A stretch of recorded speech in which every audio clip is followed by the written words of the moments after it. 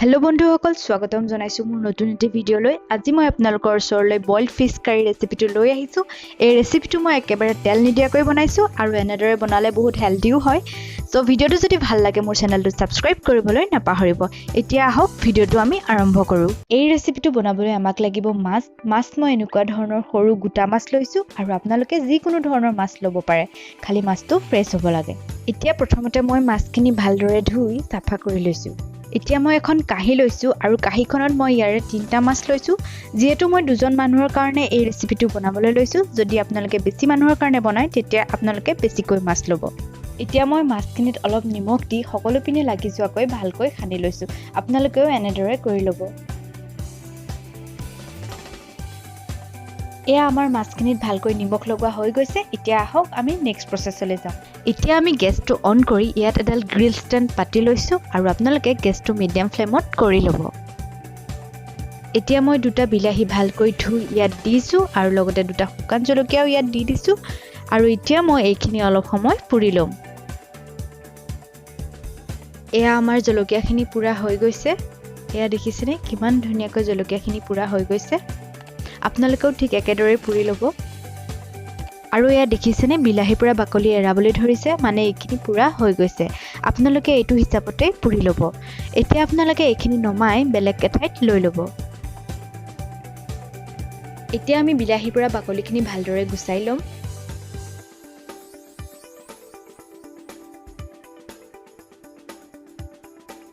বাকলিখিনি গুচোৱাৰ পিছত এতিয়া আপোনালোকে বিলাহী 2টা মিহি মিহিকৈ কাটি ল'ব।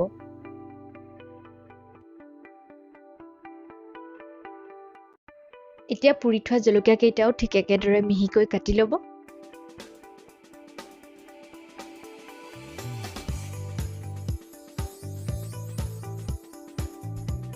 এতিয়া আমি গেছটো আকৌ অন কৰি ইয়াত এখন কেৰাহী পাতি লৈছোঁ।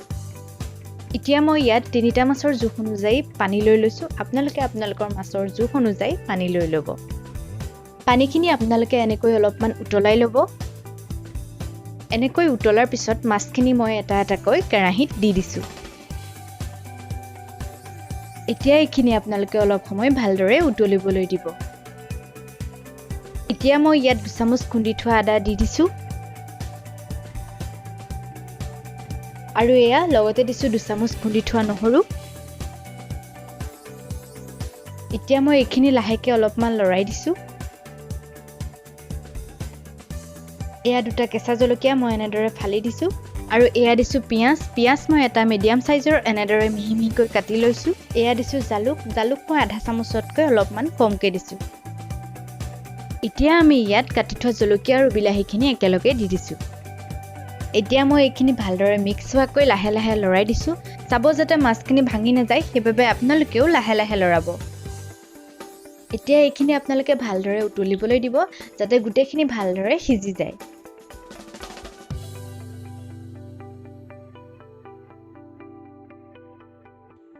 এতিয়া মই এইখিনি অলপমান ডাঠ হ'বৰ কাৰণে ইয়াত মই 2 চামুচ পিঠাগুড়ি দি দিছোঁ।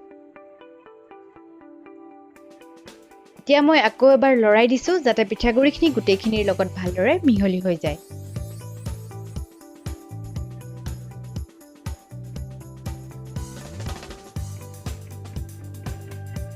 এতিয়া মই ইয়াত অলপমান সোৱাদ অনুযায়ী নিমখ দি দিছোঁ।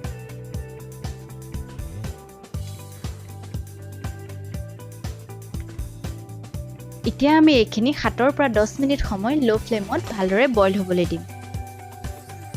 10 মিনিটৰ পাছত এতিয়া আমি অলপমান কেঁচা ধনিয়া মিহিকৈ কাটি ইয়াত দি দিছোঁ আৰু হেতাৰে লৰাই গোটেইখিনি ভালদৰে মিক্স কৰি দিম।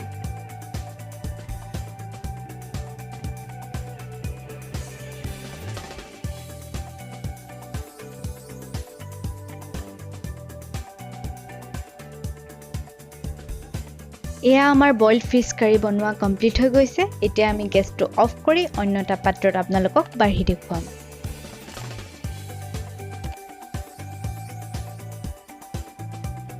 বন্ধুসকল, ৰেচিপিটো চাই কেনেকুৱা পালে মোক কমেণ্ট কৰি জনাবচোন আৰু আপোনালোকে এবাৰ ঘৰত ট্ৰাই কৰি চাব। মোৰ বিশ্বাস আছে আপোনালোকে নিশ্চয়কৈ খাই ভাল পাব।